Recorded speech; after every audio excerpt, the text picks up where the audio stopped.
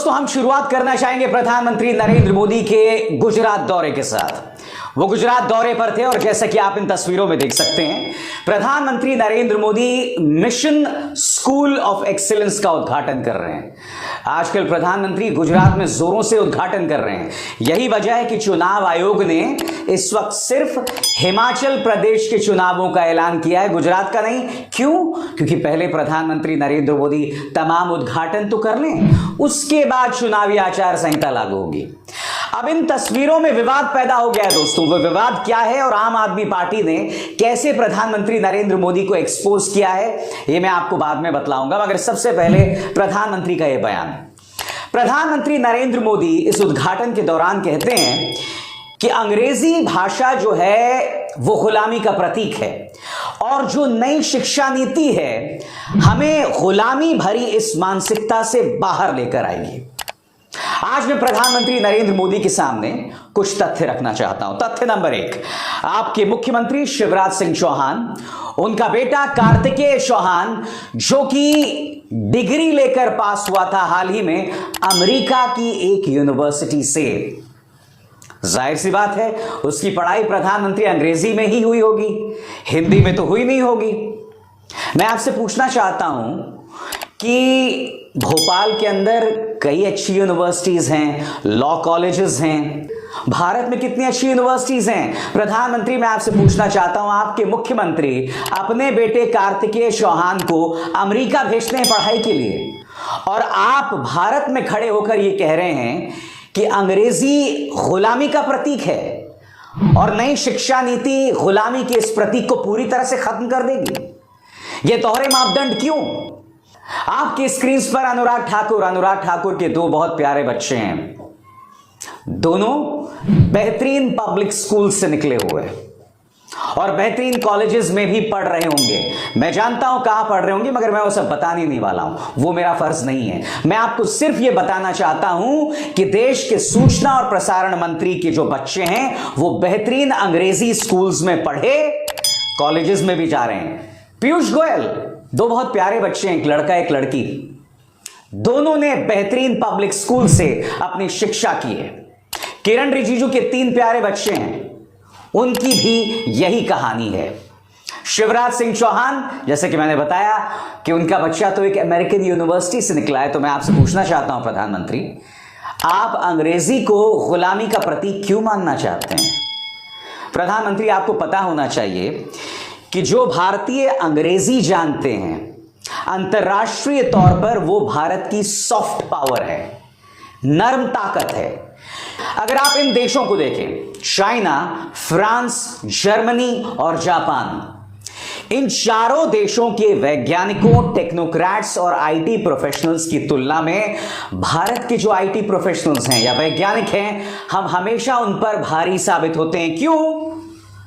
क्योंकि भारत में बेहतरीन अंग्रेजी पढ़ाई का प्रावधान है। मैं एक बात स्पष्ट कर दूं दोस्तों, मैं ये नहीं कह रहा हूं कि हिंदी को बढ़ावा नहीं दिया जाना चाहिए, हिंदी तो हम पढ़ ही रहे हैं, मगर अंग्रेजी के खिलाफ इस तरह की सोच रखना, खासकर तब जबकि भारतीय जनता पार्टी के मंत्रियों के बेटे धड़ल्ले से पब्लिक स्कूल्स, कॉन्वेंट स्कूल्स और बेहतरीन इंटरनेशनल यूनिवर्सिटीज में अपनी पढ़ाई पढ़ रहे हैं, मगर देश की जनता को या देश की जनता से आप अंग्रेजी छीन कर रखना चाहते हैं। मैं आपको एक और मिसाल देता हूं। मध्य प्रदेश में एक मेडिकल कोर्स का उद्घाटन हुआ, मेडिकल कोर्स हिंदी में। जी हां, पहला मेडिकल कोर्स जो पूरी तरह से हिंदी में पढ़ाया जाएगा, इसका उद्घाटन मध्य प्रदेश में हुआ। अब आप देख सकते हैं कि गृह मंत्री अमित शाह वहां मौजूद थे, शिवराज सिंह चौहान वहां मौजूद थे और वो इसका उद्घाटन कर रहे हैं। अब आप ध्यान से देखिए उनके हाथ में जो किताबें, उनमें क्या लिखा हुआ है।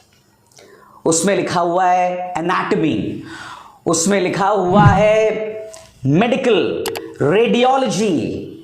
क्या ये हिंदी शब्द हैं?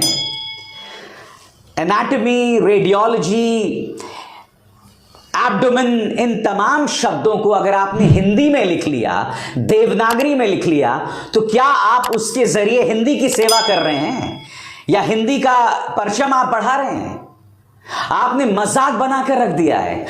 हकीकत यह है कि आप डॉक्टर्स को हिंदी में तो पढ़ाएंगे मेडिकल की शिक्षा, मगर जो बुनियादी शब्द हैं मसलन एनाटॉमी, रेडियोलॉजी, एब्डोमेन, ये तमाम शब्द तो अंग्रेजी में ही हैं, जैसे कि आप इन किताबों में देख सकते हैं। तो फिर ये ढोंग क्यों? क्योंकि आप हिंदी के नाम पर वोट्स हासिल करना चाहते हैं। आप इस बात पर बिल्कुल भी गौर नहीं कर रहे हैं कि इसका दूरगामी परिणाम क्या होने वाला है। आप बेवजह हिंदी को लेकर एक विवाद पैदा करना चाहते हैं। दोस्तों, हाल ही में क्या हुआ, parliamentary committee on official languages ने अपनी तरफ से कुछ दिशा निर्देश जारी किए। Parliamentary committee on official languages, इसकी अध्यक्षता कौन कर रहा है? देश के गृह मंत्री अमित शाह।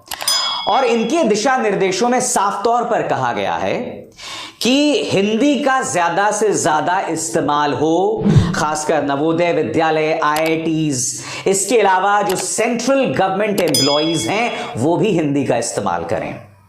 अब इसको लेकर तमिलनाडु में बवाल हो गया है, केरल में बवाल हो गया है। तमिलनाडु के मुख्यमंत्री एमके स्टालिन कर रहे हैं कि हम पर हिंदी ना थोपी जाए। यही बात केरल के मुख्यमंत्री पिनरई विजयन कर रहे हैं। अब सरकार का कहना है कि जो गैर हिंदी भाषी राज्य हैं ये उन पर लागू नहीं होता है, मगर मैं फिर आपसे कहना चाहता हूं, आप हिंदी को लेकर राजनीति कर रहे हैं, जबकि इस देश का इतिहास है कि 1930 के दशक में और उसके बाद 1960 के दशक में तमिलनाडु में, दक्षिण भारतीय राज्यों में हिंदी के थोपने के खिलाफ बहुत हिंसक आंदोलन हुआ था। कई लोगों ने अपने आप को आग लगा दी थी। मैं समझना चाहता हूं कि अगर आप एक कार्यक्रम लेकर आना चाहते हैं तो बगैर इन राज्यों से संवाद किए आप ये कैसे ला सकते हैं? सबसे बड़ी बात, ये जो पार्लियामेंट्री कमेटी है इसकी रिपोर्ट सौंपी गई है देश के राष्ट्रपति को, जबकि इसकी चर्चा संसद के अंदर होनी चाहिए, संसदीय समिति के अंतर्गत होनी चाहिए। इसकी रिपोर्ट सौंपी गई है किसे? देश के राष्ट्रपति को।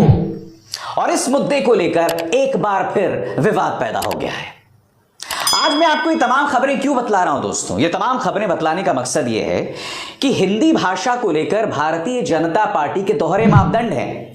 हिंदी भाषा को लेकर और अंग्रेजी के खिलाफ वैसे तो बीजेपी बहुत कुछ कह रही है, भारतीय जनता पार्टी सरकार बहुत कुछ कह रही है, मगर उनके मंत्रियों के बच्चों के लिए नियम कायदे कानून बिल्कुल अलग हैं। यानी कि आप अंग्रेजी पढ़ेंगे तो वो गुलामी का प्रतीक है, हिंदी थोपी जाएगी, तमिलनाडु और केरल जैसी सरकारों से संवाद नहीं किया जाएगा, मगर दूसरी तरफ इनके बच्चे फॉरेन यूनिवर्सिटीज में जाएंगे, वहां पढ़ाई करेंगे, इन पर कोई रोक टोक नहीं है। इसलिए मैं कह रहा हूं, चाहे प्रधानमंत्री नरेंद्र मोदी का वो बयान हो जिसमें उन्होंने कहा कि अंग्रेजी गुलामी का प्रतीक है और नई शिक्षा नीति में हमें इसका प्रतिबिंब, इसका अक्स दिखाई देगा, ये सब राजनीति से प्रेरित है। दरअसल जब प्रधानमंत्री नरेंद्र मोदी ने मिशन स्कूल ऑफ एक्सीलेंस का उद्घाटन किया तो ये जो तस्वीरें आई हैं ना दोस्तों, इनको लेकर विवाद पैदा हो गया है। जैसे कि आप जानते हैं गुजरात के चुनावों में आम आदमी पार्टी भी चुनाव लड़ रही है, तो प्रधानमंत्री की जो तस्वीरें हैं, इन तस्वीरों को लेकर उन्होंने सवाल खड़े किए। मसलन इस तस्वीर में ये जो खिड़की दिखाई दे रही है दोस्तों, ये खिड़की नहीं है, इस खिड़की को स्केच पेन से बनाया गया है। इसके अलावा प्रधानमंत्री जिन छात्रों के साथ बैठे हुए हैं उस पूरे क्लासरूम का साइज एक बाथरूम से बड़ा नहीं है, यानी कि बाकायदा नकली दीवारें खड़ी की गई थी इन स्कूलों के लिए। बड़ा प्रश्न, अगर प्रधानमंत्री नरेंद्र मोदी गुजरात के चुनावों के फायदे के लिए इस तरह की तस्वीरें सामने लाएंगे तो कम से कम उस पर मेहनत तो कर लें। कम से कम 1 या 2 दिन पहले एक अच्छा सा कमरा बना देते ताकि इस तरह से आपकी छीछा इधर नहीं होती। एक तरफ तो आप मिशन स्कूल ऑफ एक्सीलेंस का उद्घाटन कर रहे हैं, दूसरी तरफ से ये जो तस्वीरें आ रही हैं आप देखिए, खिड़की जो है इन्होंने स्केच पेन से बनाया हुआ है। एक छोटे से कमरे में बच्चों के साथ प्रधानमंत्री बैठे हुए हैं, यानी कि सब कुछ रचा गया है एक नाटक की तरह, एक नाटक का मंचन हो रहा है। सिर्फ इसलिए क्योंकि अभी गुजरात चुनावों की आचार संहिता लागू नहीं है, तो आप ज्यादा से ज्यादा उद्घाटन करना चाहते हैं, ज्यादा से ज्यादा राजनीति करना चाहते हैं और गुजरात की जनता को बताना चाहते हैं कि देखो साहब हम इतना बड़ा काम कर रहे हैं। ये सब चीजें दोस्तों ढकोसला है और इसके अलावा कुछ नहीं। और साथ ही ढकोसला है भारतीय जनता पार्टी का महिला सम्मान का नारा। कुछ दिनों पहले आपको याद होगा बिल्किस बानो के 11 गुनाहगारों की रिहाई हुई। अब यह खत सामने आया था जिसमें खुद अमित शाह के मंत्रालय ने उन 11 लोगों की रिहाई को लेकर रजामंदी दी। अब एक दूसरी खबर आई है दोस्तों, हरियाणा के आदमपुर में उपचुनाव होने हैं। इस बलात्कारी और इस हत्यारे राम रहीम को रिहा कर दिया गया है। और ये किसने किया है?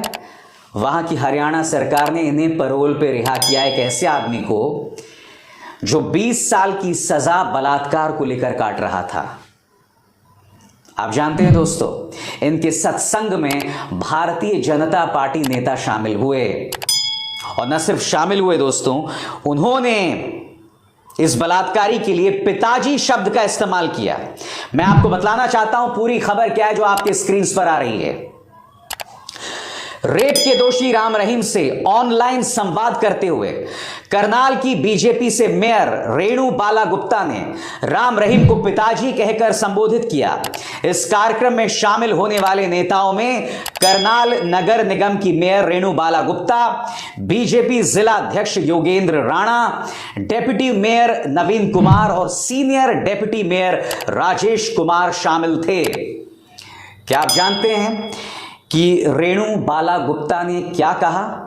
जो उन्होंने कहा आप विश्वास नहीं करेंगे दोस्तों, यकीन नहीं करेंगे। आपकी स्क्रीन पर उन्होंने कहा, पिताजी आपका आशीर्वाद बना रहे और पहले भी आप करनाल आए थे और स्वच्छता का संदेश जो आपने दिया था उससे करनाल आगे बढ़ा है और आगे भी आकर करनाल को आगे बढ़ाएं और सबको आशीर्वाद दें। इस राम रहीम पर हत्या का आरोप नहीं, गुनाह साबित हुआ है। इस राम रहीम पर बलात्कार का आरोप नहीं, गुनाह साबित हुआ है। मैं बीजेपी से पूछना चाहता हूं, कहां गया तुम्हारा बेटी बचाओ बेटी पढ़ाओ? कहां गया बहुत हुआ नारी परवार? अब की बार कुछ नहीं, सब ढकोसला है, सब बकवास है। और कितने शर्म की बात है दोस्तों। जैसा कि मैं आपको बतला रहा हूं दोस्तों, कहने को जो 2 मुद्दे मैं आपके सामने लेकर आया, जिसमें भारतीय जनता पार्टी अंग्रेजी को गुलामी की मानसिकता बता रही है, जिसमें बीजेपी हिंदी थोपना चाहती है मगर उनके अपने बच्चों के लिए अलग नियम कानून है, और उसी तरह से देश की जनता को बताना कि हम महिला सम्मान की बात करते हैं मगर फिर बलात्कारियों के साथ खड़े होते हैं, जैसा कि बिल्किस बानो मामले और राम रहीम मामले ने प्रमाणित किया है, साबित किया है। अभिसार शर्मा को दीजिए इजाजत। नमस्कार।